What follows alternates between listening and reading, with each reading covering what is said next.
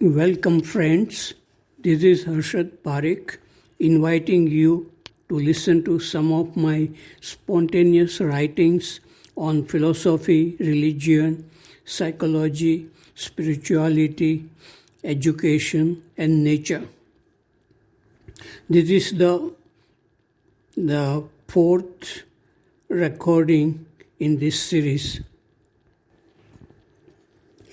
Article number 17. This is about people in India going to temples. This is what I wrote. On October 24, more than 1 million devotees gathered in front of a temple of a goddess in a small town near Gandhinagar in Gujarat. They offered about 500,000 kg of ghee worth rupees 160 millions with a belief that their desires would be fulfilled by the goddess. In this process of offering, there was a stampede in which one woman was killed and 8 people were injured. So much ghee wasted in a country where millions of people have not enough food to eat. The belief that God exists in a stone image and that one can please this God or goddess by presents and prayers is very strong in this country, even among educated people who have many desires. Films like Oh My God, which shows corruption in religion, has not much impact, it seems. Article number 18 is about science and religion. This is what I wrote. In 1980s, a well-known scientist visited Rishi Valley.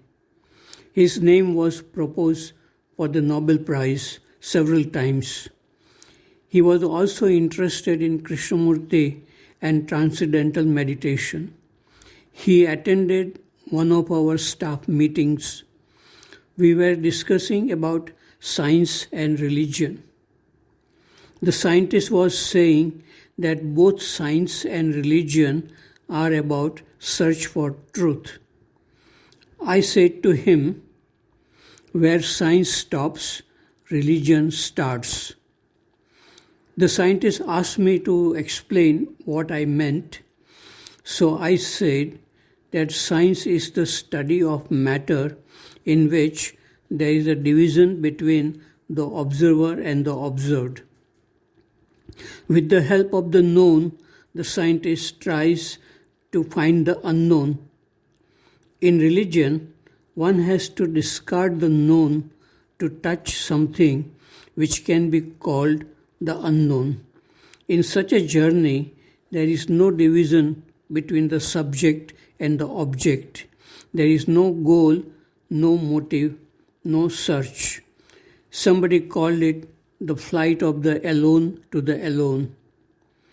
The scientist said that very few people understand religion the way I described, but the teachings of Krishnamurti are about this kind of religion. Article number 19 is about Krishnamurti and Astavakra. This is what I wrote. The story of Astavakra is mentioned in Mahabharata. He was truly a free human being from childhood.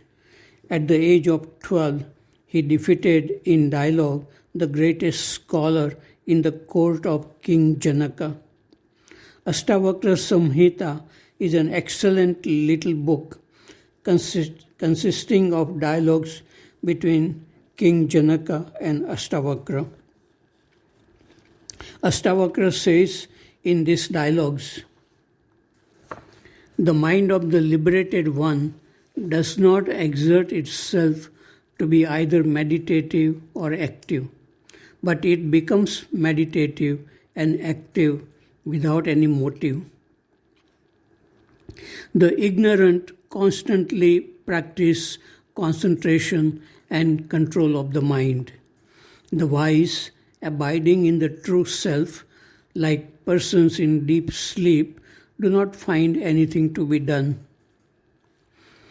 With perfect equanimity, even in practical life, the wise one sits happily, sleeps happily, moves happily, speaks happily, and eats happily.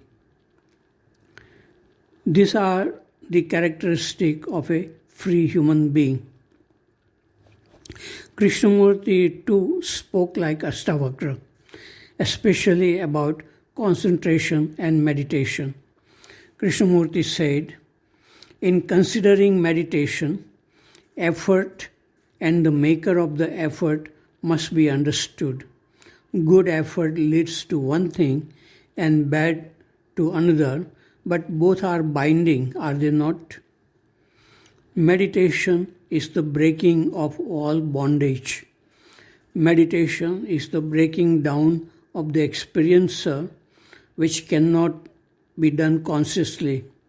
If the experiencer is broken down consciously, then there is a strengthening of the will, which is a part of consciousness.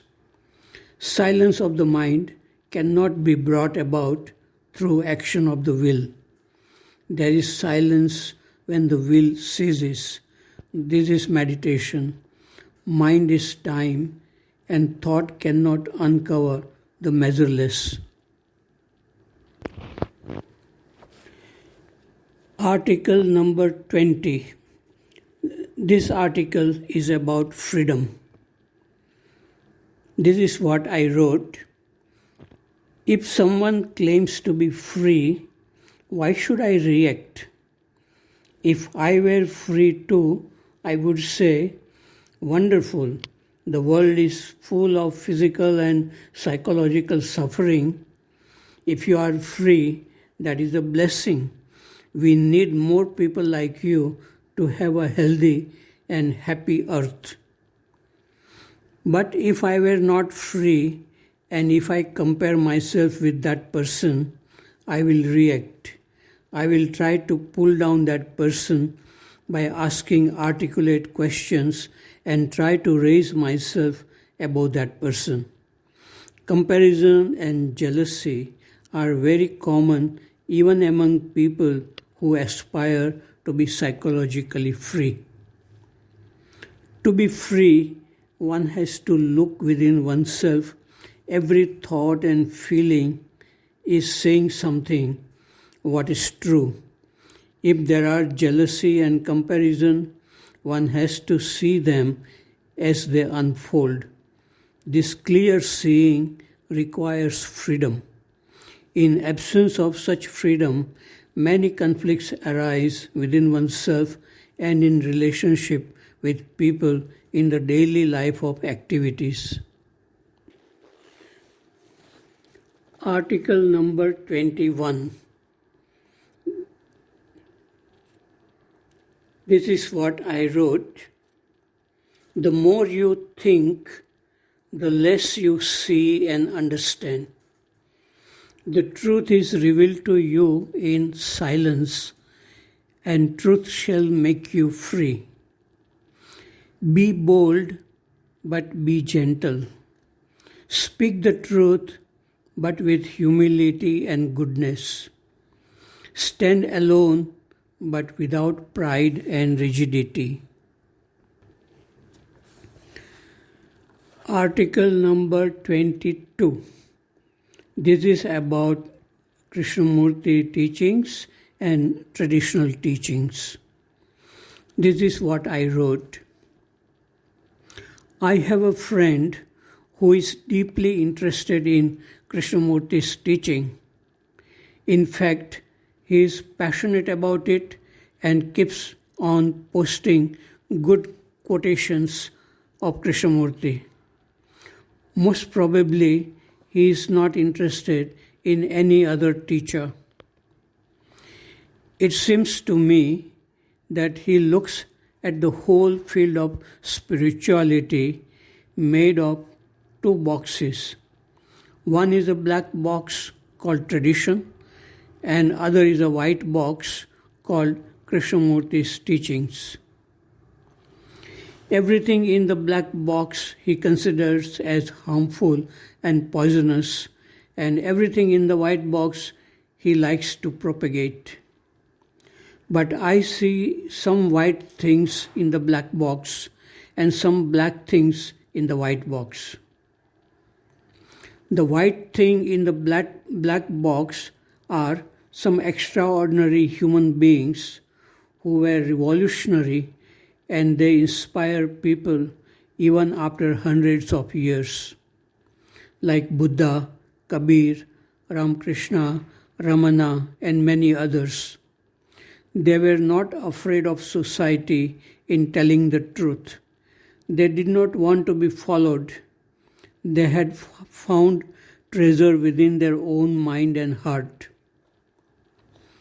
The things in the white box can either lead to revolution within the mind, or it can lead to conflicts and contradictions within oneself if misunderstood.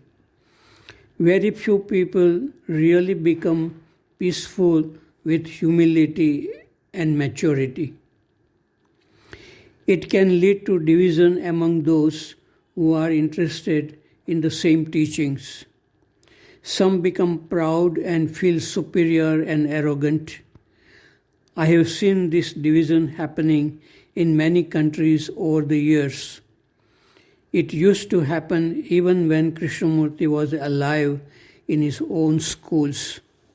He himself has said that the teachings are dangerous if misunderstood.